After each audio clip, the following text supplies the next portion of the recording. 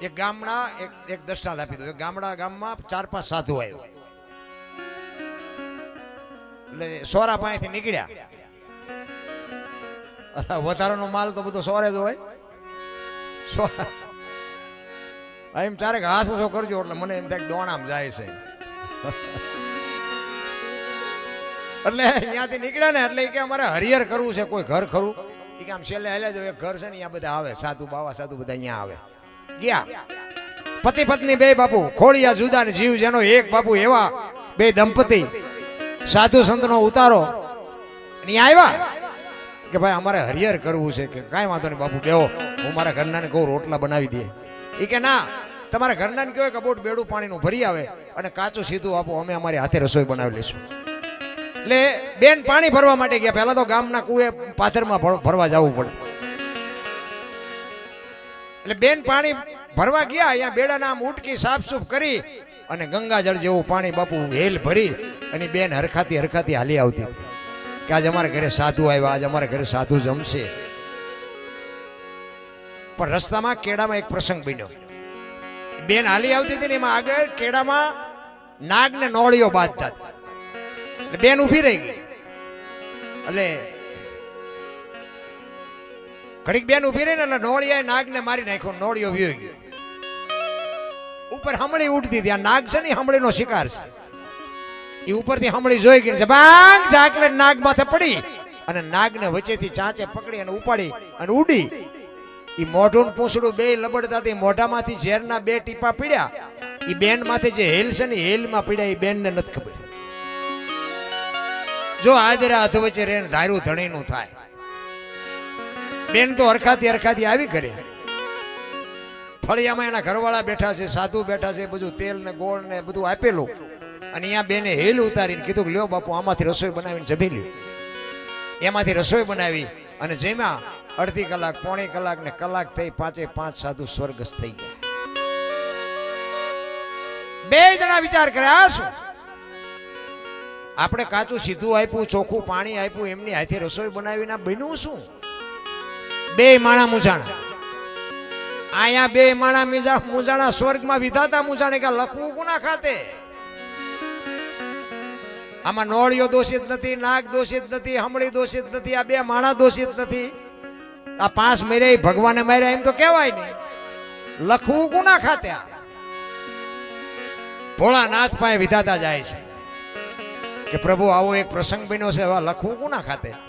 એ કે નોટ ને પેન લઈ લે, હાલ મારી હારે. ઈ જ ગામમાં આવ્યા. તાર રીતિ સીધી તો ઘડિયાળના કાંટે આવી જ જઈ હોય. ત્યાં સોરા પાસેથી નીકળ્યા. એ કે ભાઈ હરિહર કરવું છે, કોઈ ઘર ખરું? તો કે હાલા જવા આમ છેલ્લે કાલ 5 ને માર્યા સાથ તમારો વારો. ભગવાન કે લખામ ના ખાતે ભલે આવડા ભોગવે. એ કેમ મર્યા એ મને ખબર છે, આ સોવટી એમને ખબર છે. કે લખી કે ભલે ભોગવે. એટલે કીધું અનસમયના ઔષધિ ઝરણા સમોન જાપ, કૃષ્ણ સમોન દેવતા નિંદા સમોન પાપ. બાપુ કાને સાંભળેલું નહીં, નજરે જોયેલું ખોટું પડે. તમારે મારે તો બોલવું છે કઈ ને હાલવું છે કઈ, અને દુનિયાને શિખામણ દે છે. એ પતે એવું જ નથી. ભજન બાપુ સંતના શરણ સિવાય સમજાય બમજાય નહીં. એક જ તમને વાત કરી દઉં. હમણાં રઘુભાઈ સાખી કીધી હતી ને, જો કે સાચી બોલ્યા હતા એટલે કહેવાય, નકર તો ન કહેવાય, કોઈને ખોટું લાગે. ગૌરી તમારા પુત્રને મધુરા સૌથી સમરીય મોર એમ કીધું હતું ને. પણ તમે જોજો લગભગ કલાકારો ગાતા છે ને, કોઈ કલાકાર ખોટા છે એવો મારો કોઈ દાવો નથી. હો ભાઈ, હા, મારે વિરોધ કોઈને યાર કંઈ છે. પણ અમારા ગુરુ મહારાજ એવું કહેતા કે તમને વાણીની જો પૂરેપૂરી ખબર ન હોય ને તો તમે ગાતા નહીં, ને કે વાણીનો દોષ લાગશે. હા, વાણીનો દોષ લાગે. મારો આત્મા ન સ્વીકારે તો એ તમને સમજાતું એક ન સમજાતું એથી મતલબ નથી. પણ એ કે તું તો સમજસ ને, અને ખોટું ગાઈ નાખ તો કે તને દોષ લાગશે. ન સમજાતું એટલું કાપી નાખો, સમજાય એટલું જ બોલો. એટલે ઈ તમે લગભગ કલાકારો એમ ગાય કે ગૌરી તમારા પુત્રને મધુરા સમરે મોર. હવે મોર ને ગણપતિને શું હગવું શું થાય?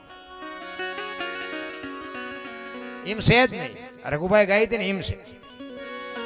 ગૌરી તમારા પુત્રને સૌથી સમરીએ મોર. આ 33 કરોડ દેવ છે ને, માં તારા દીકરાને બધાયની પહેલા સમરીએ એમ કીધું છે. આ તો જીન પર હવળું પડે એને પાટીયું મીડિયા કાઢવા. અને પાછા તો એમ કે ભારે મજા આવી, ભારે મજા આવી. શું જીવ હેઠે ફૂટલા પાત્રમાં રહેતું છે. એક વાણી કહે છે, પેલા મેં જન્મ્યા પછી જન્મ્યા બડા ભાઈ, ધામધૂમથી મારા બાપા જન્મ્યા ને પછી જન્મી મારી માં. વહા ભાંગી નાખે કે નહીં? કોઈ પેલા હું જન્મ્યો, પછી મારા મોટા ભાઈ જન્મ્યા, પછી મારા બાપા જન્મ્યા ને પછી મારી માં જન્મી. હોય આવું? હું કહું છું હોય. લ્યો, એ તમને ન સમજાય તમારો પ્રશ્ન છે. અને આના માટે સદગુરુ જોવે, સંત જોવે, ભજનાનંદી પુરુષ જોવે. એમ નામ ન સમજાય. બાકી 100% સાચું. ભોળાનાથ નો દીકરો ગણપતિ, ગણપતિનું માથું કે ભોળાનાથે કાપ્યું, હાથીનું લગાડ્યું. તે હું એમ કહું છું, ઓલું કાપ્યું ત્યાં જ નહીં પડ્યું, હાથીનું કામ લગાડ્યું? આ બધું મગજમારી વાળું છે. આમાં તો ઊંડા ઉતરો ને, જો ગુરુ મહારાજ વ્યવસ્થિત હોય તો વાંધો ને, બીડીયું ઠૂઠા વીણતા થઈ જાવ. હા, એવું હાવ હેલું નથી. આમાં તો ભજનમાં આવ્યા હોય એટલા બધા બેઠા હોય. આમાં કઈ બધા ભજન વાળા ન હોય. એમાં એક બે તો અમારી એવી રાહ જોતા હોય, ભૂલ ક્યાં આવે ઈ હાટું હોય. તો જીવતા ભૂલ ન કરતા મરેલા કરે. અહીં આવીને જ્યાં તો એક બોલાવો, ખબર પડે જો લોહીના ધબકારા વધી જાય છે કે નહીં. અમે આ મલકમાં પહેલી વાર આવ્યા છે. આ ગામ તો અમારે નામ નહોતું. અમે અહીં આવ્યા ત્યાં અમારે ઘડીએ ઘડીએ અમને ફોન કરીને પૂછવું પડતું, ચિયું ગામ આપણે ભજન આજ છે. ચિયું ગામ મગજમાં જ નહોતું રહેતું, કોઈ દી નામ જ નહોતું સાંભળ્યું. હવે અહીંયા આવીને અમે બાપુ હવે હિલોળા કરીને વ્યા જાય ને કે આમાં હવે ભલે બધા જાણીતા થયા હોય, બાકી આમાં મારો એક ચારો, એક આ કમલેશ અને પ્રેમજીભાઈ, બસ આના સિવાય અમારો કોઈ અહીં જાણે તો કોઈ વ્યક્તિ નથી. એક રઘુભા. પણ કહેવાનો મારો મિનિંગ કે ભજનનો પાવર જેવો હોય. ભજન તમને ભેળવી દે ગમે એને ભેગા. ભજનમાં તમે ભળી જાઓ બસ. એટલે આ ગોરાની આખું ગામ નિંદા મીડું કરવા આવી ભક્તિ હોય. ભજન ગાતા ગાતા છોકરા મારી નાખીને ખબર ન રહે, આવી ભક્તિ હોય. એટલે મેં કીધું એમ દુનિયાને બાપુ કાંઈ કહેવાય એવું નથી, દુનિયાને પોગાય એવું નથી. એક બાપ દીકરો બે ઘોડું લઈને નીકળ્યા. બાપા ઘોડા માથે હતો, છોકરો હેઠો આવેલો જતો. સોરા પાસે નીકળ્યા, ત્યાં બેઠા હતા ને, ઈ કે ગોટો આખો ઘોડામાં ચડી ગયો. ઓલો ફૂલડા જેવું છોકરું હેઠું આવેલો હોય, એને શરમ નહીં આવતી હોય. ગામ બહાર નીકળીને પછી એના બાપા કે બેટા એક કામ કર, તું ચડી જા, હું હેઠો આવેલો. બીજું ગામ આવ્યું ને, એ કે જુવાન આખો ઘોડા માથે ડોહાના ટાંટિયા તોડાવતો જાય છે. બહાર નીકળીને કે બાપા હાલો ને આપણે બે જઈ. બે બીજું ગામ આવ્યું ને, કે આમને દયા જેવો સાંટો છે, બે સોટ્યા ઘોડામાં બે ને બે. બહાર નીકળીને કે બાપા ઘોડું ભલે વાંય હાલ્યું, આપણે હેઠા હાલ્યા જઈએ. બીજું ગામ આવ્યું ને, કે એમને પૈસા હું કામ ખર્ચ્યા છે, બે ટાંટિયા તોડીને હાલ્યા જાય છે. હવે આમાં તમે ક્યાં પોગો આ દુનિયાને? આ જગત છે. સારું કોકનું થાય ને તો કે મેં કર્યું, ખરાબ થાય ને તો કે એના ભાઈ નથી. ગામમાં કોઈક દીકરાનો કોકનો સંબંધ ન થતો હોય અને એના સંબંધ ગોઠવાઈ જાય, લગ્ન બગન થઈ જાય, પછી આપણે બે જણા ભેગા થયા વાત કરે ને, ઓલા ફલાણા દીકરાનું સારું થયું, ગોઠવાઈ ગયું, સારું નકર મેળ નહોતો પડ્યો, તરત જ ઠેકી પડી. તો અમે ગયા હતા, અમે કેટલી જવાબદારી લીધી.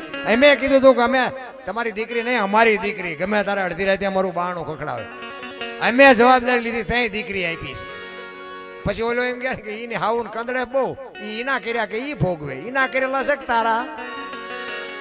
ખરાબ તો કે ઈને કર્યું, સારું કર્યું તો કે મેં કર્યું. આ દોરંગી દુનિયાના શું ધોખા ધરવા ભલા મને. તમારા માટે તમારે કરવાનું છે. બાકી આ દુનિયા છે ને, આ દુનિયા હાથીની અંબાડીએથી ગધાડે બેહાર છે, કોઈ ભરોસો નથી રામ. કારણ કે આ હું જે બોલું છું ને, એના મારા વિડીયા તમે જોતા છો, બધા એમાં હું હોહરો નીકળ્યો છું ને, એટલે મારી વેદના બોલે છે, મારી પીડા બોલે છે. બાપુ મારા ઘરનો ઇતિહાસ હું તમને કહું ને બાપુ, આ બેઠા છે એમાંથી એકની આંખમાંથી આંવડું ન પડે તો મારી વ્યથાને બાપુ કોણ સમજી શકે? ઈ પીરિયડ માંથી હું નીકળ્યો છું. આ પહેરેલા જેથી હગા ન થાય ને, આ ધરતી માકારા કરે ને આપડા હોય એ બજારું મૂકી દે ને, તેથી મારો નાથ તમારું બાવડું પકડે. એવું હેલું નથી. અને હું તો દુનિયાને કહું છું ભજન કરો, ભજન કરો, પણ કરવાના નહીં. શું કામ? સંપત્તિ જેટલી આપે છે, હું શું માથું જ નથી કરી શકતા, શું તેમ ભજન કરો? વાહન લઈને જવું છે ને, કામે જવું છે ને, વાડીએ જવું છે ને, આણંદ જવું છે ને, પૂંછડે જવું, ઢોકળે જવું, ત્યાં ફડાઈ ગયો ફૂટી જાય ગયા. છોકરો ભણાવો, મકાન કરવું છે, ભણાવવા જવું છે, આ કરવું. અરે ખૂટતું જ નથી. એમાં બાકી તો મોબાઈલ દી ઉઠાડ્યો મોબાઈલ. હાવ જૂઠું બોલે. આપણે હલો ચા છો કે મુંબઈ શું વંડી આડા ઉભો હોય. હાવ નકરા રાંગા જ મારે કોઈ બાપુ કોઈને મારા નાથે આબરૂ જવા દીધી નથી.